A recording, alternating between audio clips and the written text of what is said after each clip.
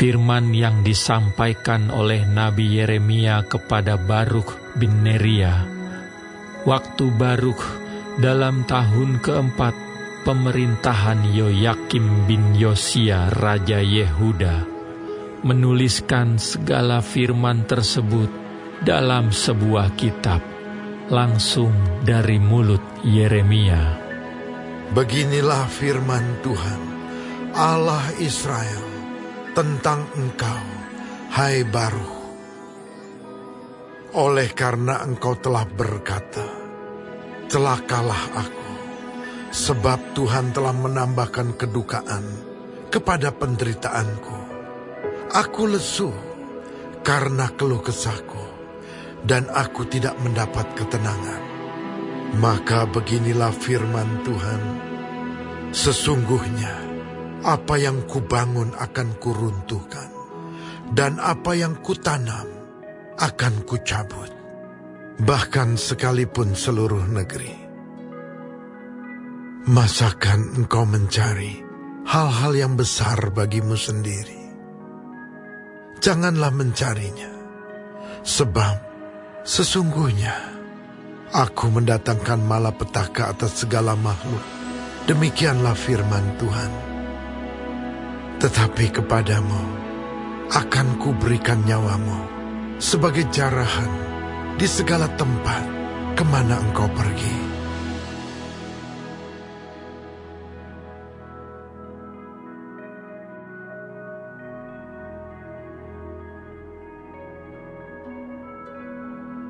Firman Tuhan yang datang kepada Nabi Yeremia tentang bangsa-bangsa.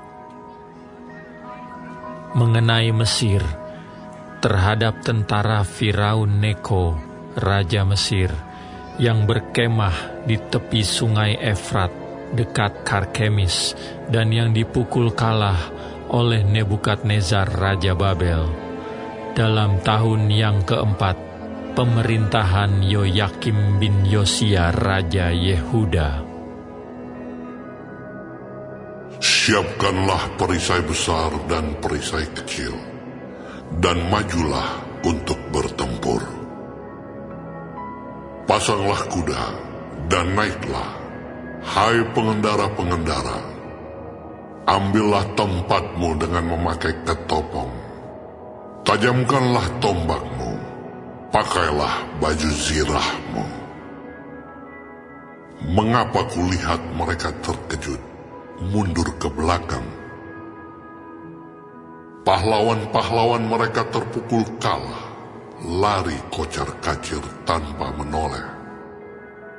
Kedahsyatan dari segala jurusan, demikianlah firman Tuhan.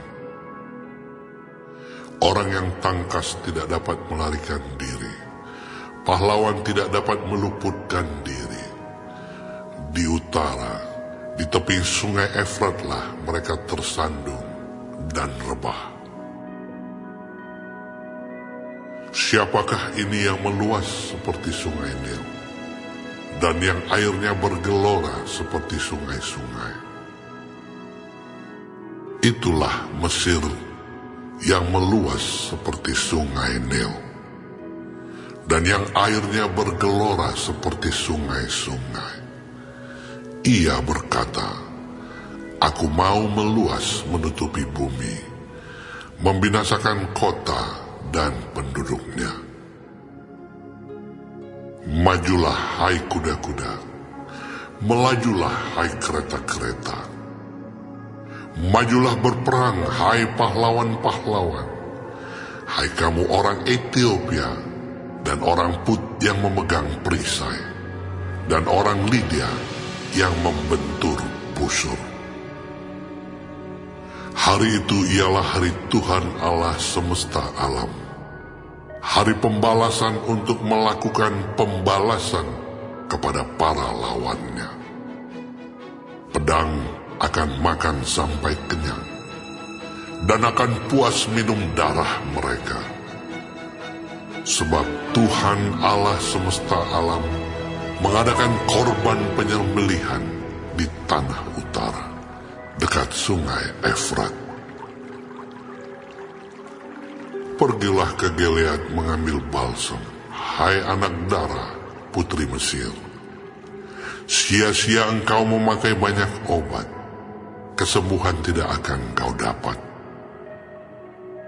Bangsa-bangsa telah mendengar tentang celamu. Bumi telah penuh dengan teriakmu. Sebab pahlawan yang satu tersandung kepada pahlawan yang lain. Keduanya rebah bersama-sama.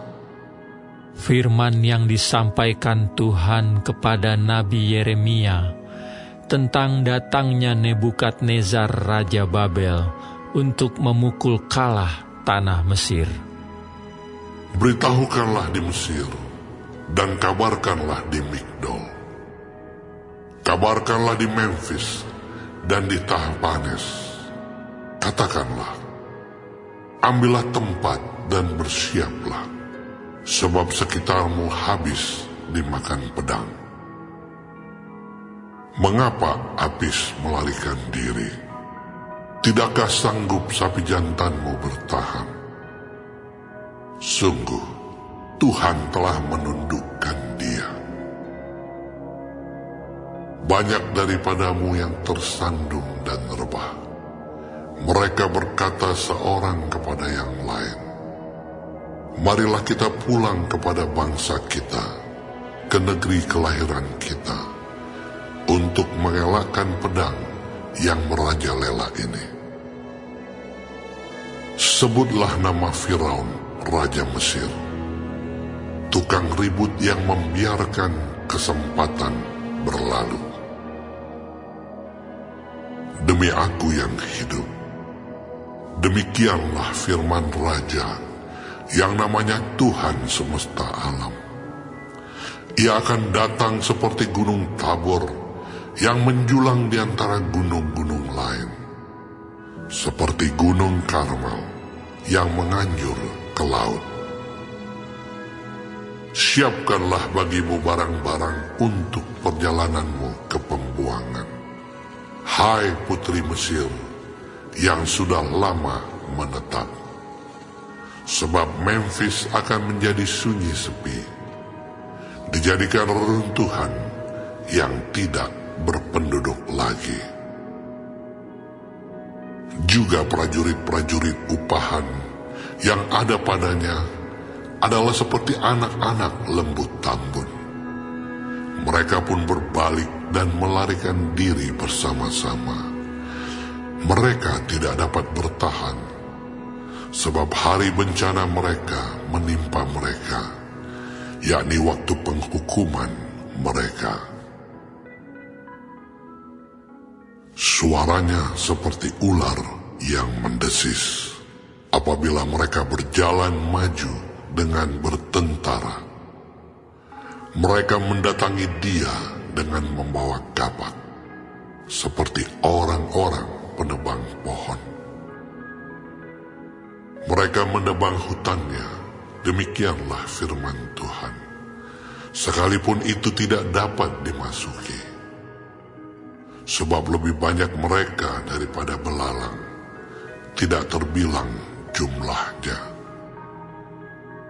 Putri Mesir menjadi malu, diserahkan ke dalam tangan bangsa dari utara.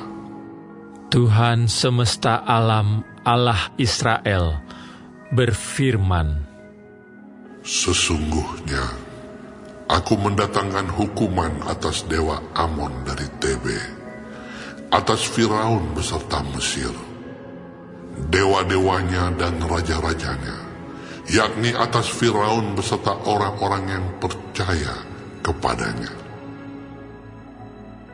Aku akan menyerahkan mereka ke dalam tangan orang-orang yang berusaha mencabut nyawa mereka, yakni ke dalam tangan Nebukadnezar, Raja Babel, dan para pegawainya. Tetapi sesudahnya negeri itu akan didiami seperti dalam zaman purbakala. Demikianlah firman Tuhan. Maka engkau janganlah takut, hai hambaku Yakub. Janganlah gentar, hai Israel. Sebab sesungguhnya aku menyelamatkan engkau dari tempat jauh, dan keturunanmu dari negeri pembuangan mereka. Yakub akan kembali dan hidup tenang dan aman, dengan tidak ada yang mengejutkan. Maka engkau janganlah takut, hai hambaku Yakub. Demikianlah firman Tuhan. Sebab aku menyertai engkau. Segala bangsa yang keantaranya engkau kucerai-beraikan akan kuhabiskan. Tetapi engkau ini tidak akan kuhabiskan. Aku akan menghajar engkau menurut hukum. Tetapi aku sama sekali tidak memandang engkau tak bersalah.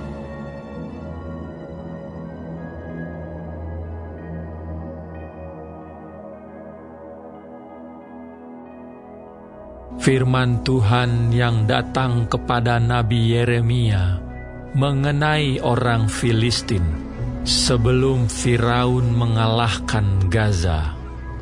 Beginilah firman Tuhan. Lihat air yang meluas, mengamuk dari utara menjadi sungai yang membanjir. Membanjiri negeri serta isinya, kota serta penduduknya. Manusia akan berteriak, dan seluruh penduduk negeri akan meratap.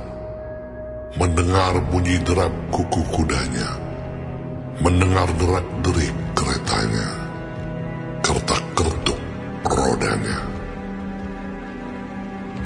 Para ayah tidak lagi berpaling menoleh kepada anak-anak, sebab tangan mereka sudah lemas, oleh karena telah tiba harinya untuk membinasakan semua orang Filistin, dan melenyapkan bagi Tirus dan Sidon setiap penolong yang masih tinggal.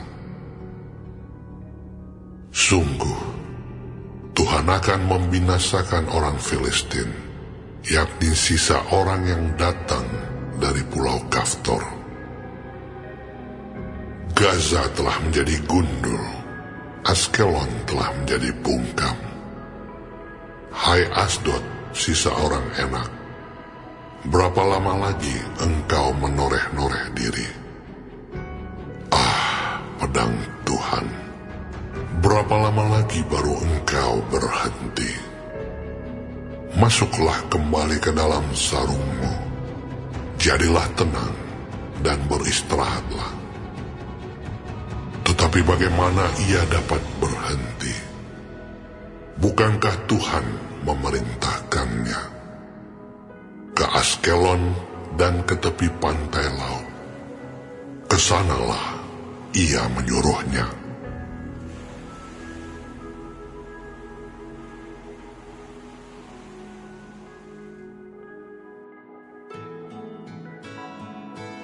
Bersyukurlah kepada Tuhan, serukanlah namanya, perkenalkanlah perbuatannya di antara bangsa-bangsa. Bernyanyilah baginya, bermasmurlah baginya, percakapkanlah segala perbuatannya yang ajaib. Bermegahlah di dalam namanya yang kudus. Biarlah bersuka hati orang-orang yang mencari Tuhan. Carilah Tuhan dan kekuatannya. Carilah wajahnya selalu. Ingatlah perbuatan-perbuatan ajaib yang dilakukannya, mujizat-mujizatnya, dan penghukuman-penghukuman yang diucapkannya. Hai anak cucu Abraham, hambanya. Hai anak-anak Yakub, orang-orang pilihannya. Dialah Tuhan, Allah kita. Di seluruh bumi berlaku penghukumannya. Ia ingat untuk selama-lamanya akan perjanjiannya, firman yang diperintahkannya kepada 1000 angkatan, yang diikatnya dengan Abraham dan akan sumpahnya kepada Ishak. Diadakannya hal itu menjadi ketetapan bagi Yakub, menjadi perjanjian kekal bagi Israel. Firman-Nya, "Kepadamu akan kuberikan tanah Kanaan sebagai milik pusaka yang ditentukan bagimu." Ketika jumlah mereka tidak seberapa, sedikit saja, dan mereka orang-orang asing di sana, dan mengembara dari bangsa yang satu ke bangsa yang lain, dari kerajaan yang satu ke suku bangsa yang lain. Ia tidak membiarkan seorang pun memeras mereka. Raja-raja dihukumnya oleh karena mereka. Jangan mengusik orang-orang yang kuurapi, dan jangan berbuat jahat kepada nabi-nabiku. Ketika ia mendatangkan kelaparan atas negeri itu dan menghancurkan seluruh persediaan makanan, diutusnyalah seorang mendahului mereka, Yusuf yang dijual menjadi budak. Mereka mengimpit kakinya dengan belenggu, lehernya masuk ke dalam besi, sampai saat firman-Nya sudah genap dan janji Tuhan membenarkannya. Raja menyuruh melepaskannya, penguasa bangsa-bangsa membebaskannya. Dijadikannya dia tuan atas istananya dan kuasa atas segala harta kepunyaannya, untuk memberikan petunjuk kepada para pembesarnya sekehendak hatinya, dan mengajarkan hikmat kepada para tua-tuanya. Demikianlah Israel datang ke Mesir, dan Yakub tinggal sebagai orang asing di tanah Ham. Tuhan membuat umat-Nya sangat subur, dan menjadikannya lebih kuat daripada lawannya. Diubahnya hati mereka untuk membenci umat-Nya, untuk memperdayakan hamba-hambanya. Diutusnya Musa, hambanya, dan Harun yang telah dipilihnya. Keduanya mengadakan tanda-tandanya di antara mereka, dan mujizat-mujizat di tanah Ham. Dikirimnya kegelapan, maka hari menjadi gelap. Tetapi mereka memberontak terhadap firman-Nya. Diubahnya air mereka menjadi darah, dan dimatikannya ikan-ikan mereka. Katak-katak berkeriapan di negeri mereka, bahkan di kamar-kamar raja mereka. Ia berfirman, maka datanglah lalat pikat dan nyamuk-nyamuk di seluruh daerah mereka. Dicurahkannya hujan es ganti hujan mereka, dan api yang menyala-nyala di negeri mereka. Dirubuhkannya pohon anggur dan pohon ara mereka, dan ditumbangkannya pohon di daerah mereka. Ia berfirman, maka datanglah belalang, dan belalang pelompat tidak terbilang banyaknya, yang memakan segala tumbuh-tumbuhan di negeri mereka, dan memakan hasil tanah mereka. Dibunuhnya semua anak sulung di negeri mereka, mula segala kegagahan mereka.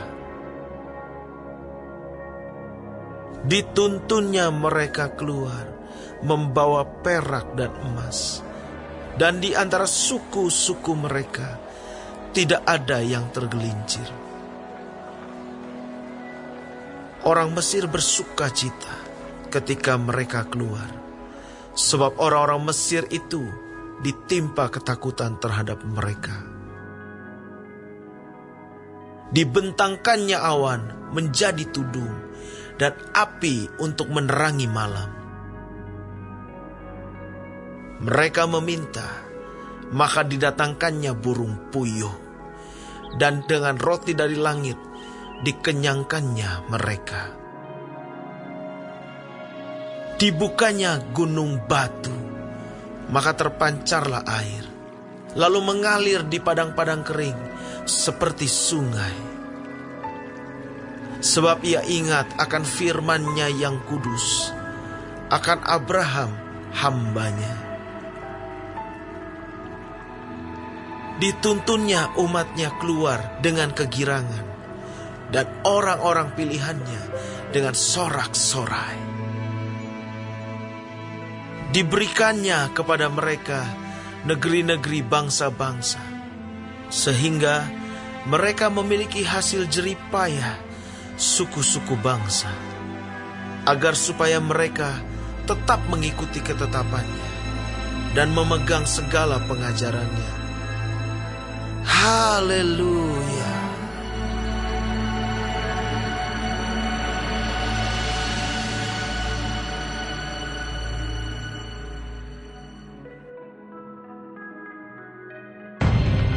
Kemudian Yesus menampakkan diri lagi kepada murid-muridnya di pantai Danau Tiberias, dan ia menampakkan diri sebagai berikut.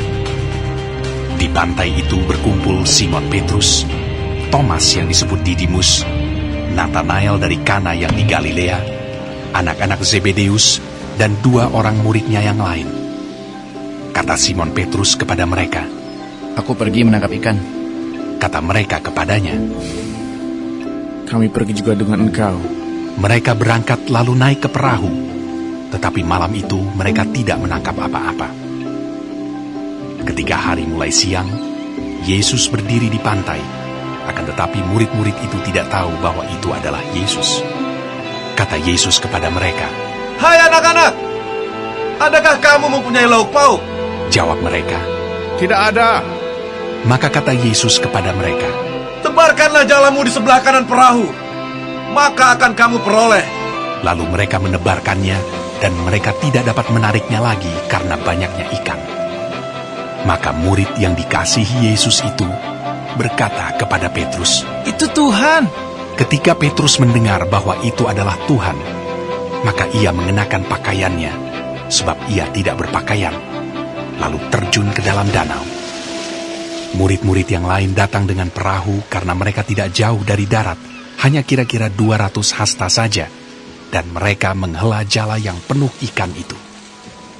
Ketika mereka tiba di darat, mereka melihat api arang, dan di atasnya ikan dan roti.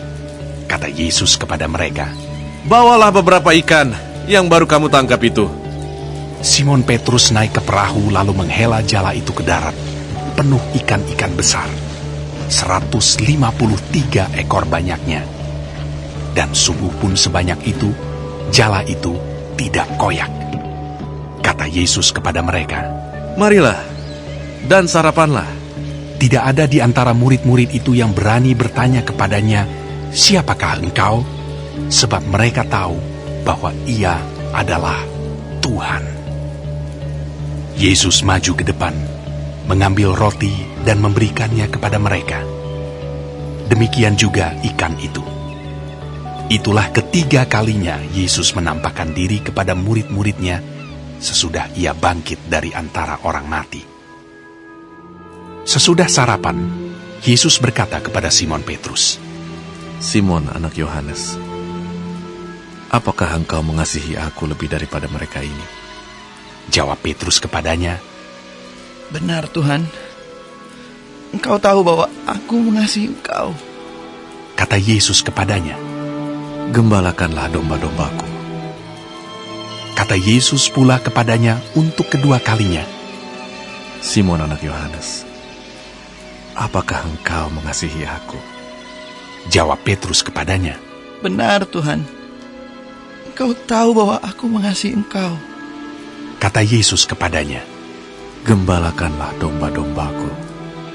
Kata Yesus kepadanya untuk ketiga kalinya, "Simon anak Yohanes, apakah engkau mengasihi aku?" Maka sedih hati Petrus karena Yesus berkata untuk ketiga kalinya, "Apakah engkau mengasihi aku?" Dan ia berkata kepadanya, "Tuhan, Engkau tahu segala sesuatu. Engkau tahu bahwa aku mengasihi Engkau. Kata Yesus kepadanya, Gembalakanlah domba-dombaku. Aku berkata kepadamu, sesungguhnya ketika engkau masih muda, engkau mengikat pinggangmu sendiri, dan engkau berjalan kemana saja kau kehendaki. Tetapi jika engkau sudah menjadi tua, engkau akan mengulurkan tanganmu, dan orang lain akan mengikat engkau, dan membawa engkau ke tempat yang tidak kau kehendaki. dan hal ini dikatakannya untuk menyatakan bagaimana Petrus akan mati dan memuliakan Allah. Sesudah mengatakan demikian, ia berkata kepada Petrus, Ikutlah aku. ketika Petrus berpaling, ia melihat bahwa murid yang dikasihi Yesus sedang mengikuti mereka, yaitu murid yang pada waktu mereka sedang makan bersama, duduk dekat Yesus dan yang berkata, Tuhan, siapakah dia yang akan menyerahkan Engkau? Ketika Petrus melihat murid itu, ia berkata kepada Yesus, Tuhan, apakah yang akan terjadi dengan dia ini? Jawab Yesus, Jikalau aku menghendaki supaya ia tinggal hidup sampai aku datang, itu bukan urusanmu. Tetapi engkau, ikutlah aku. Maka tersebarlah kabar di antara saudara-saudara itu bahwa murid itu tidak akan mati. Tetapi Yesus tidak mengatakan kepada Petrus bahwa murid itu tidak akan mati, melainkan, jikalau aku menghendaki supaya ia tinggal hidup sampai aku datang, itu bukan urusanmu. Dialah murid yang memberi kesaksian tentang semuanya ini dan yang telah menuliskannya. Dan kita tahu bahwa kesaksiannya itu benar. Masih banyak hal-hal lain lagi yang diperbuat oleh Yesus. Tetapi jikalau semuanya itu harus dituliskan satu persatu, maka agaknya dunia ini tidak dapat memuat semua kitab yang harus ditulis itu.